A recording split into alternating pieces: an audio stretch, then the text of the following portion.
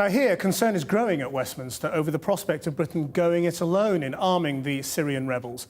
A letter signed by more than 80 Conservative MPs demanding a Commons vote before any such decision is reached was handed into Downing Street today, amid reports that some of David Cameron's cabinet colleagues share those concerns. Our political correspondent Michael Crick is at Westminster now. Well, what's been going on?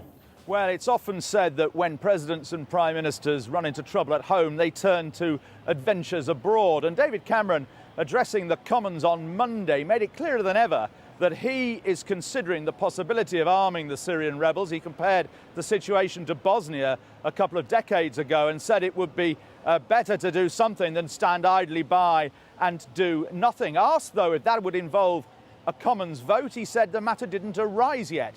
Yesterday, however, he said there would be a vote if there was such a decision. But what concerns many backbenchers is whether the decision would be taken before the event or afterwards. And many fear that the government might try and sneak this through, do it during the summer recess when MPs are on holiday, and then when they come back in September, ask them to rubber stamp the decision, by which time, of course, it would be too late to get the weapons back.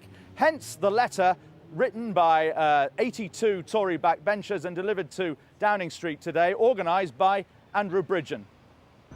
We've had analogies with the vote on the Libyan intervention, but I mean that intervention, that vote took place after the aeroplanes had already gone in. What we're calling for is a debate and a vote prior to the decision being made, and if that means if we're in recess and we have to be recalled, this is an important issue. There's a lot of strength of feeling across the House, across the country, and we should be recalled and we should have that debate before any decision's made.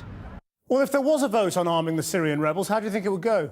Well, it would be extremely difficult, I think, for David Cameron to win such a vote. It's not even clear he'd get the backing of his cabinet.